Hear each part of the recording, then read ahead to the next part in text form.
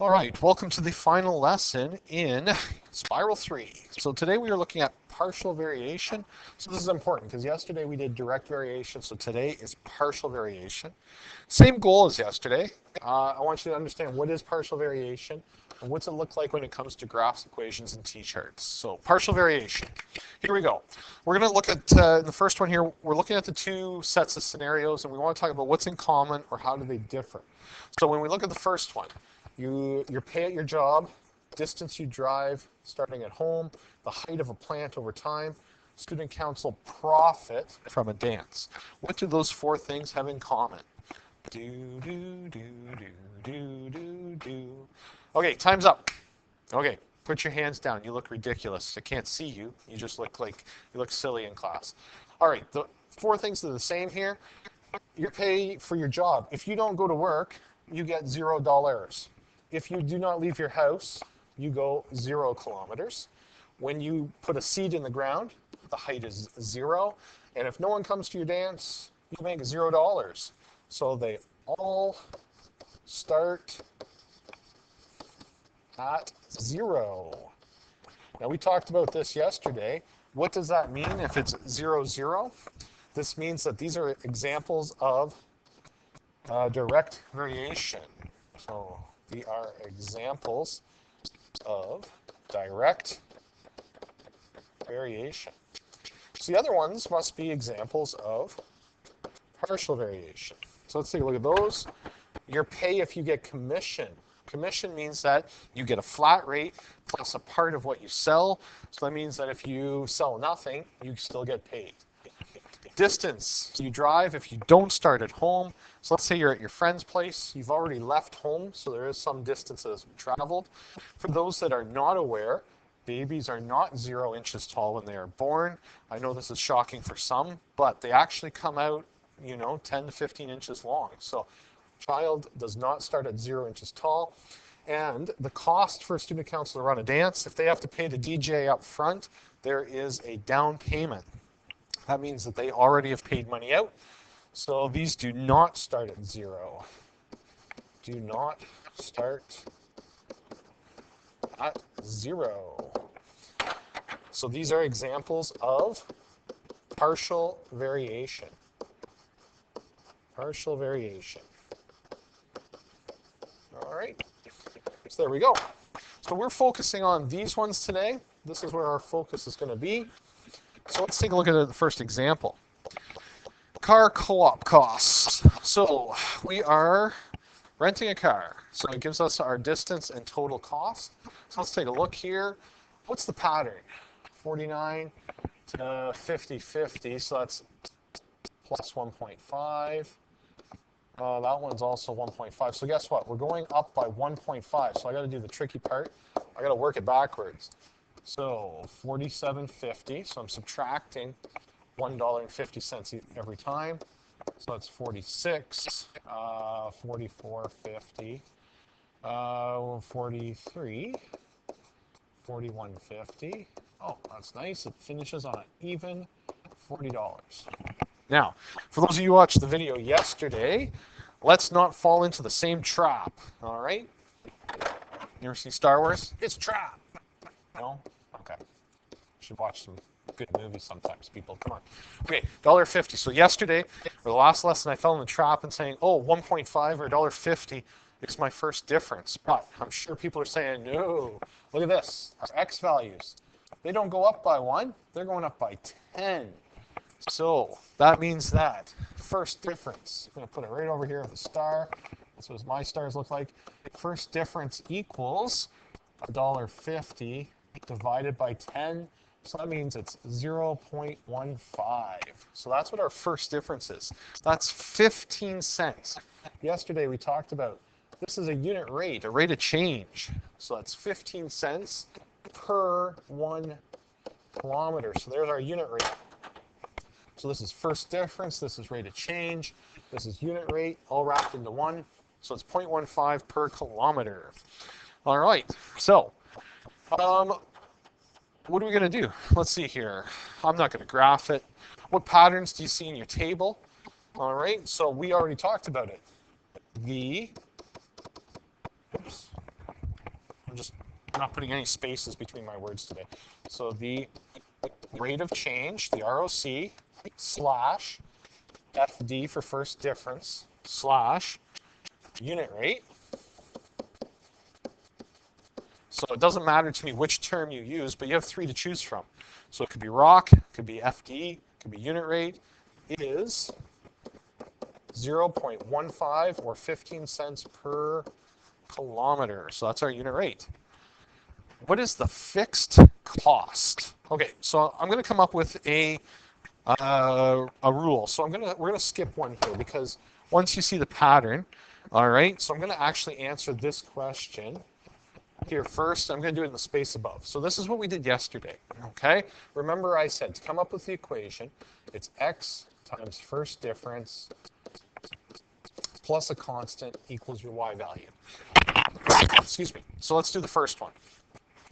So 0, my first difference is 0.15 plus blank equals 40. Next one, 10 times 0.15 plus blank is 4150.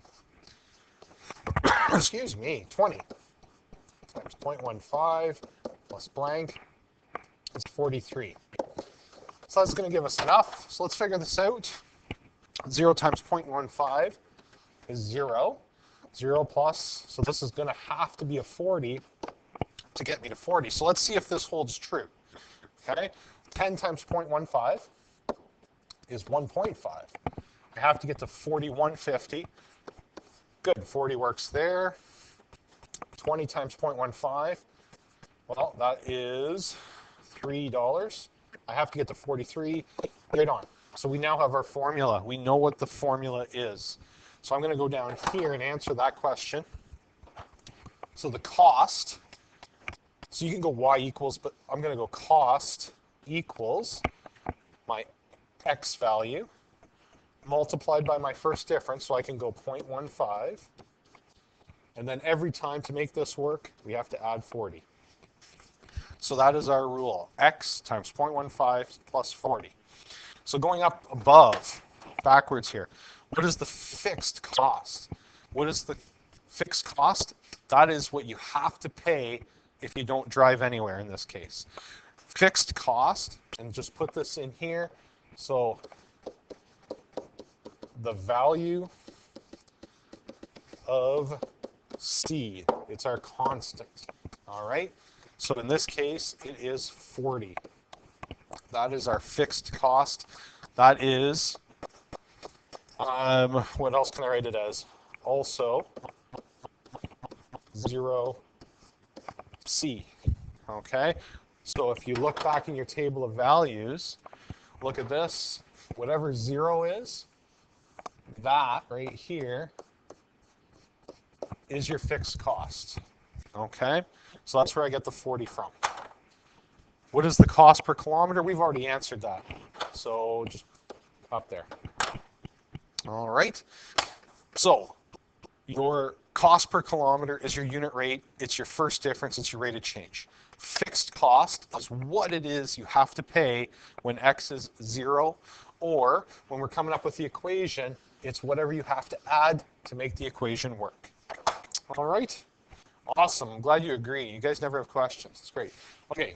Last one, write an equation, use C for the total cost in dollars. We've already done this, so that's done. We can convert it though.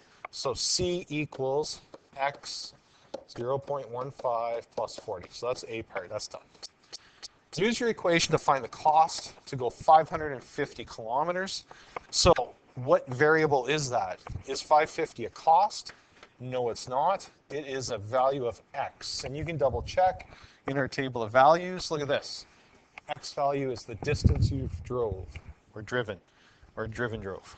All right, so 550 times 0.15 plus 40. Hard work is all done. Now you just got to punch it into your calculator. So 550 times 0.15 equals plus the 40. So $122.50. So therefore, it will cost $122.50. All right. Awesome. If you have any questions, good time to pause it and ask the teacher for help. But that's the process right there, and I'm doing a lot more work than's necessary when you get into the homework itself. So let's look at this example. The cost of printing a yearbook is $5,000 for initial setup and production, and $10 per book. Make a table of values and graph the relationship from 0 to 400. Okay, so number of books, cost. All right. What happens if we make 0 books ordered? No one orders a book. What do we end up with? What do we have to pay? Well, initial setup, I have to pay $5,000. Initial cost. So what is that C value? Okay, that is our fixed cost. So right here, what is our fixed cost? Fixed cost equals $5,000. Okay, your fixed cost is what you have to pay at 0. All right, so $10 a book, okay? So if we go up by tens, actually, sorry, they want us to go up to 400, so we're going to have to go up by hundreds. 0, 100, 200, 300, 400. So I'm going to do a bit of math over here.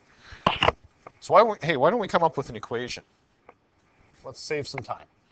So cost equals X first differences plus a constant. Ugh, I don't like using C. Let's use Y for now. All right. All right, so what can we figure out? Well, Y is the cost. That's what we want to know. So let's leave it alone.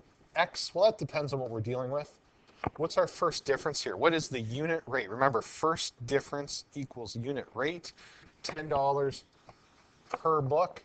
So our first difference is 10 plus 5,000. So there's our equation. All right, so we've built our equation. So let's fill out the rest of this. So Y equals, if it's 100 books, times 10 plus 5,000. So that's going to be 1,000 plus 5,000, so it's 6,000. And guess what? This is a linear relationship. So what do you think the next one's going to be? Dun, dun, dun. We went up by 1,000, so that means the next one is probably going to be 7,000, 8,000, 9,000. Just need that first one to figure out what the pattern is. So there is our table of values. Now it wants us to make it, to graph it. Okay, so on here, number of books, cost, dollars, going up to 400. So let's go up by hundreds. 100, 200, 300, 400.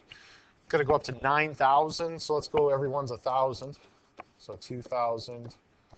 4,000, 5, 6, 7, 8, 9. Good enough. All right. So 0, 5,000. So I'll plot these points right there. 100 and 6,000. Yep, right there. What do we got? 200 would be this one. 7,000. 2, 4, 6. Hey, look at that. Good counting skills there. Okay, try that again. Should be right there, right? 6, and then 7, and then 8. Here we go. 9. So there is our resulting graph. Did I do that right? 2, 4, 6, 8, 10. Yeah, that's right. I just couldn't count when I was writing it on the y-axis. Okay, so where is this on the graph? So fixed cost, this part of the question here, where is it on the graph? It's right here. Here's 5,000. So it's at the y-axis. It's at the y-axis. All right. So I got to cut the video off here. I'm going to finish this example up in the next video.